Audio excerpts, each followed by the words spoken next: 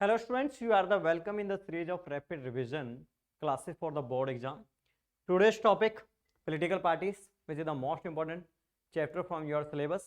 ये important होने के साथ साथ आपका जो सोशल और ह्यूमन टेम्परा है पॉलिटिकल पार्टीज के बारे में उसकी अंडरस्टैंडिंग को बढ़ाता है।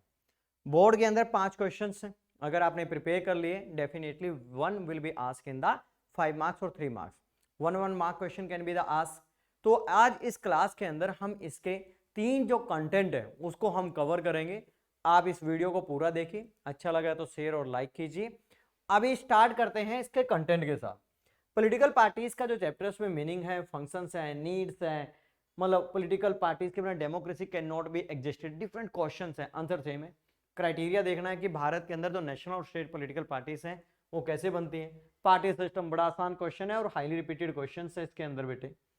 थर्ड वन हमारा जो मेन टॉपिक रहेगा वो चैलेंजेस और रिफॉर्म्स, ये आपका इंपॉर्टेंट पोर्शन है जिसको हम नेक्स्ट क्लास के अंदर देखेंगे।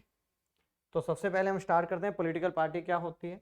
इसका एक कॉमन डेफिनेशन आप लर्न कर लीजिए पॉलिटिकल पार्टीज का, और जब आपको डेफिनेशन लर्न हो जाए तो ये याद रखना आपने हर एक क्वेश्चन के अंदर इसको डेफिनेशन को लिखिए। पॉलिटिकल पार्टी क्या है? It is a group of people who are organise to contest the election and want to hold the power. Simple सी बात है, पॉलिटिकल पार्टी क्या भाई? ग्रुप ऑफ पीपल है। ग्रुप ऑफ पीपल के साथ साथ एक पॉइंट हमने लिखा कि वो ऑर्गेनाइज है। ऑर्गेनाइज का मतलब है कॉमन इंटरेस्ट है। किसी लिए ऑर्गेनाइज है? टू कॉन्टेस्ट इलेक्शन, क्योंकि हर एक पॉलिटिकल पार्टी का मेन ऑब्जेक्टिव है कि हम कॉन्टेस्ट इलेक्शन करें। क्यों करें? They want to hold the power. Power कौन सी पावर? पॉलिटिकल पावर, जो आपके देश का डिसीजन मेकिंग पावर है, होल्ड द पावर। इस डेफिनेशन को लिखने के बाद ये अपना थंब रूल बना लीजिए कि पॉलिटिकल पार्टी के मीनिंग के बाद मेरे को इसके कंपोनेंट लिखने हैं कि पॉलिटिकल पार्टी में कौन कौन होता है। सबसे पहले आप लिखोगे पॉलिटिकल पार्टी के अंदर टॉप लीडर्स होते हैं जो सारे डिसीजन लेते हैं, ऐसे फ्लो चार्ट बनाओगे, टॉप लीडर्स। सेकंड आप इसके अंदर लिखोगे एक्टिव मेंबर्स जो इलेक्शन कैंपेन करते हैं, कन्विंस करते हैं लोगों को। Third one followers. फॉलोवर्स का मतलब है ऐसे लोग जो पॉलिटिकल पार्टीज को वोट डालते हैं। 3 हो गए। अब एक क्वेश्चन आता है कि explain the needs of political party. Second आता है कि how can you say that कि without political party democracy can not be existed, तो इसका मतलब इंपॉर्टेंट है। थर्ड वन क्वेश्चन आता है कि एक्सप्लेन द फंक्शन, इसके फंक्शन एक्सप्लेन कीजिए। सबसे ज्यादा बार यही क्वेश्चन आया है। अगर आप लास्ट ईयर के क्वेश्चन पेपर देखोगे यू विल फाइंड आउट कि दिस क्वेश्चन हाईली रिपीटेड। बच्चों से गलती क्या होती है, इसको प्रॉपरली वो अटेम्प्ट नहीं करते। आपको अटेम्प्टेशन का ध्यान रखना है। अटेम्प्टेशन के ऊपर भी मैंने एक वीडियो बनाया था कि आप बोर्ड के अंदर कैसे अपने मार्क्स को बढ़ा सकते हो या फुल मार्क्स ला सकते हो। इसके अंदर आपका सबसे पहला पॉइंट क्या होगा, वहीं से उठाते हैं, टू कॉन्टेस्ट इलेक्शन। तो हर एक पॉलिटिकल पार्टी क्या करती है? कॉन्टेस्ट इलेक्शन करती है। इसी के अंदर डेफिनेशन को लिख दीजिए कि पॉलिटिकल पार्टी है the main objective to contest the election because they want to hold the power. और डेमोक्रेसी के अंदर अगर किसी को पावर चाहिए सिंपल इलेक्शन से मिलेगा। अगर इलेक्शन जीत गए, सपोज करते हैं जीत गए, टू फॉर्म द गवर्नमेंट। अब गवर्नमेंट किसके आधार पे बनती है? मेजोरिटी के आधार पे बनती है। और मेजोरिटी किसके पास होती है? पॉलिटिकल पार्टीज के पास होती है। To form the government. Government कब बनेगी? जब किसी पॉलिटिकल पार्टी के पास मेजोरिटी इन असेंबली होगी। जैसे भारत के अंदर जो गवर्नमेंट बनती है basis on the majority in the Lok Sabha बनती है। लोकसभा के अंदर कितने मेंबर है? 543। कम से कम 272 सीट जीत के आना ही पड़ेगा। तीसरा पॉइंट इसके अंदर आप लिखोगे to make the policies, to make the policies, जो देश के लिए पॉलिसीज बननी है या फिर कोई लॉ बनने हैं। कोई भी देश के अंदर जो अथॉरिटी है, जो आपकी पॉलिटिकल पावर है, वो under the control of this party होगी। जैसे अभी हमारे देश के अंदर बीजेपी द रूलिंग पार्टी, तो बीजेपी डिसाइड करती है भारत के अंदर कौन से लॉ बनेंगे, कौन सी पॉलिसीज बनेगी। नेक्स्ट वन आता है कि यहीं से कंडीशन समझ लेते हैं कि इलेक्शन हारेगी भी तो कोई। अब इलेक्शन हारने का मतलब क्या है कि कोई भी ना जीते, नहीं। जैसे अभी भारत की टोटल लोकसभा की कॉन्स्टिट्यूएंसी 543 है, जिसमें बीजेपी के पास कितना नंबर है? 303। इसका मतलब जो दूसरे लोग हैं वो कौन है? अपोजिशन के हैं। इसको माइनस कर दोगे तो यहाँ पे कौन आ गया? अपोजिशन आ गया। नेक्स्ट वन आप इसके अंदर आप देखोगे कि जो हार गए हैं, हारने का मतलब क्या? मेजोरिटी नहीं है, पर वो किसका पार्ट है भाई? इलेक्टेड असेंबली का। वो क्या करते हैं? To play the role of opposition. This question can be asked into 5 marks. 5 नंबर के अंदर इस क्वेश्चन को पूछा जा सकता है। जब 5 नंबर में क्वेश्चन आएगा तो इसमें मीनिंग ऑफ पॉलिटिकल पार्टी आएगा, कंपोनेंट मीनिंग 1 नंबर का, कंपोनेंट 1 नंबर का, या डायरेक्टली 3 नंबर का आ जाए। आप लिखोगे opposition are the elected member, part of the assembly but they are not a part from the ruling party. अब ये क्या काम करता है अपोजिशन? अपोजिशन का पहला काम होता है to criticise the ruling party. ये क्रिटिसाइज करता है किसको भाई? रूलिंग पार्टी को। अभी भी आप देखते हो बीजेपी कितना अच्छा काम कर ले, कांग्रेस को क्रिटिसाइज करती है। जब कांग्रेस पावर में आ जाती है, कितना अच्छा काम कर ले, बीजेपी इसको क्रिटिसाइज करती है।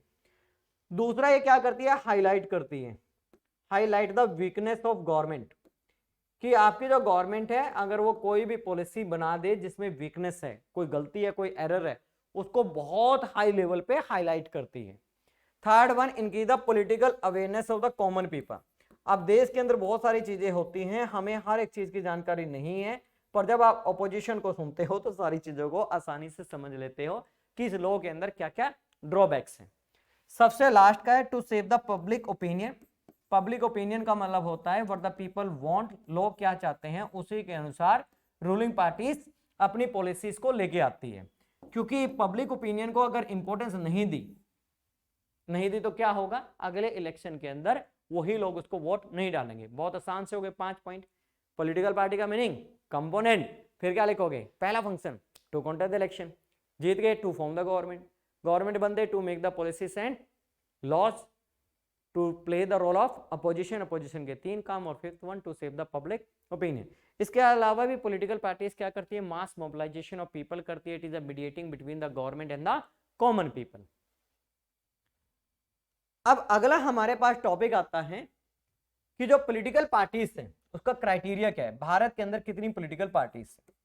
क्राइटेरिया, भारत के अंदर जो पॉलिटिकल पार्टीज को रिकग्निशन देता है, कौन सी पॉलिटिकल पार्टी नेशनल होगी, कौन सी स्टेट पार्टी होगी, it is decided by, Bharat के अंदर जो इस बात को डिसाइड करता है वो कौन करता है? इलेक्शन कमीशन ऑफ इंडिया करता है। तो सिंपल बात हो गई। ये भी क्वेश्चन आता है, who allowed the symbol, who give the recognition, आप बोलोगे इलेक्शन कमीशन ऑफ इंडिया है। अब इलेक्शन कमीशन ऑफ इंडिया अपनी मर्जी से नहीं देता है, उसने क्राइटेरिया बनाया हुआ है। अगर कोई पॉलिटिकल पार्टी इस क्राइटेरिया को फुलफिल करती है तो उसी के अनुसार को नेशनल और स्टेट पॉलिटिकल पार्टी बना दिया जाएगा। अब जो पॉलिटिकल पार्टी क्राइटेरिया में फिट नहीं हो रही है वो कौन है? वो इनिशियली बेसिस पे they are the known as the registered party. अब देखिए पहली जो पॉलिटिकल पार्टीज है जिसको हम क्या बोलते हैं? National political party. अब नेशनल पॉलिटिकल पार्टीज कौन सी है? बहुत मैं आसान बताऊंगा, ज्यादा आपको टिपिकल लैंग्वेज पे नहीं लेके जाएंगे, बस आपको एग्जाम में क्या लिखना है? नेशनल। और दूसरी कौन सी बताइए भाई? State political party. जो नेशनल पॉलिटिकल पार्टी है it secure 6% vote in Lok Sabha election. Lok Sabha का इलेक्शन हुआ, उसको 6% वोट मिल गए, total valid vote. Valid vote का मतलब जितने वोट कास्ट हुए। जैसे सपोज कीजिए भारत के अंदर 100 वोट है, 70 ने वोटिंग की, तो 70 के वैलिड वोट है, 70 का 6% उसको मिल गया। और उसी के साथ साथ उसने 4 सीट्स इलेक्शन में जीत ली, उसको हम क्या बोलते हैं? National political party. अभी भारत के अंदर 9 नेशनल पॉलिटिकल पार्टी है, but as per your NCERT 7 है। 2 नई नेशनल पॉलिटिकल पार्टी कौन सी बनी है? पहली बनी है नेशनल पीपल पार्टी जो मेघालय की पॉलिटिकल पार्टी है, और एक नई पॉलिटिकल पार्टी बनी है नेशनल जिसका नाम है आम आदमी पार्टी जो अरविंद केजरीवाल जी की है। स्टेट पॉलिटिकल पार्टी के अंदर भी सिंपल के 6% वोट उसको मिले हैं। और in the state legislative assembly election जैसे हरियाणा विधानसभा, और उसके साथ में उसी विधानसभा में 2 सीटें जीत ली हैं। सबसे आसान तो ये है, इसके अलावा और भी क्राइटेरिया है, पर आपको ये याद रखना है, बस ये सबसे आसान है। भारत के अंदर अभी कितनी है? 9 नेशनल पॉलिटिकल पार्टीज है, पर अभी 9 में से आपके एनसीईआरटी के अंदर 7 है, उसकी हम बाद में बात करेंगे। 7 कौन कौन सी नेशनल पॉलिटिकल पार्टी है, उसको लर्न करने का सबसे आसान तरीका क्या है? ये भारत के अंदर मोर देन 850 पॉलिटिकल पार्टीज है। ठीक है जी, आगे देखिए। अब इसका एक मेन बड़ा इंपॉर्टेंट क्वेश्चन आता है कि explain the party system in the world. Party system हर एक कंट्री के अंदर अलग अलग है। हर एक पॉलिटिकल पार्टी ने अपनी कंट्री की नीड्स के अनुसार उसमें चेंज किया है। तो हम सबसे पहले ये देखते हैं कि कितने तरह का पार्टी सिस्टम पूरे वर्ल्ड के अंदर है। अगर आपने इस पूरे फ्लो चार्ट को लर्न कर लिया तो आपका पूरा का पूरा क्वेश्चन ठीक हो जाएगा। तो यहाँ पे पार्टी सिस्टम लिखते हैं सबसे ऊपर, पार्टी सिस्टम। तो पार्टी सिस्टम कितने तरह का? 3 तरह का। सबसे पहले आता है 1 पार्टी सिस्टम, दूसरा क्या आता है 2 पार्टी सिस्टम, और तीसरा आता है मल्टी पार्टी सिस्टम। कई बच्चों के दिमाग में आ रहा होगा 3 पार्टी सिस्टम, नहीं, multi party system. 1 party system क्या होता है? जिस कंट्री के अंदर only 1 party is allowed to contest the election उसको बोलते हैं 1 पार्टी सिस्टम। और जिस देश के अंदर 2 पार्टी इलेक्शन कॉन्टेस्ट करती है उसको 2 पार्टी सिस्टम। बिल्कुल गलत है। 1 पार्टी का मतलब है only 1 party is allowed to contest the election. एक ही पार्टी को अलाउ किया गया है क्या करने के लिए, टू कॉन्टेस्ट इलेक्शन। इस तरह के सिस्टम को हम बोलते हैं भाई कम्युनिस्ट सिस्टम। क्या बोलते हैं, कम्युनिस्ट सिस्टम। तो इसका दूसरा नाम कौन सा हो गया, कम्युनिस्ट सिस्टम हो गया, basis on the ideology of Karl Marx. इस पॉलिटिकल पार्टी का एक पॉजिटिव देखना है, एक नेगेटिव देखना है, और दूसरा हमने लिखना है लास्ट लाइन के अंदर एग्जांपल। पॉजिटिव क्या है, स्टेबल फॉर्म ऑफ गवर्नमेंट है, क्योंकि एक ही पॉलिटिकल पार्टी बार बार इलेक्शन लड़ेगी वही गवर्नमेंट बनाएगी, तो ये क्या होगा, स्टेबल फॉर्म ऑफ गवर्नमेंट हो गया। ड्रॉबैक क्या है, अनडेमोक्रेटिक है। अनडेमोक्रेटिक क्यों है, क्योंकि it's a violation the political equality.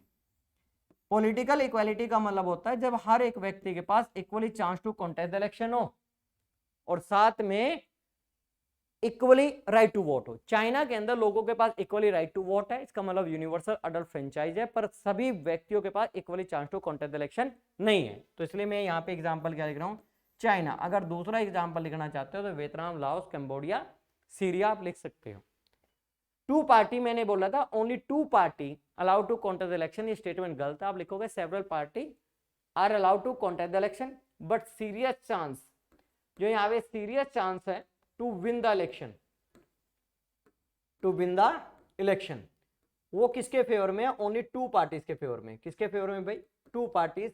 इसलिए हर बार यहाँ पे 2 ही पार्टी, या तो ए जीती है बी जीती है। ये उसी तरह से जैसे आपके क्लास के अंदर 2 बड़े इंटेलिजेंट बच्चे हैं, या तो ये टॉपर आएगा ये टॉपर आएगा, तो ये भी एक बाइपोलैरिटी होगी। इसका दूसरा नाम होता है बाई पार्टी। अब लास्ट ईयर एग्जामिनर ने क्या किया, बाई पार्टी दे दिया, बच्चे कंफ्यूज हो गए, सर ये 2 पार्टी हमने पढ़ा था, बाई पार्टी तो पढ़ा ही नहीं, पर इसी का नाम क्या है भाई, बाई पार्टी है। इसका पॉजिटिव क्या है, सेम लिखोगे, it provide the stable form of the government, क्योंकि 2 ही पार्टी है, एक जीत रही है तो पूरे कंटिन्यूसली 4 साल या 5 साल जो भी उस देश का पॉलिटिकल सिस्टम है उसमें अपना कंप्लीट वो टर्म करेगी।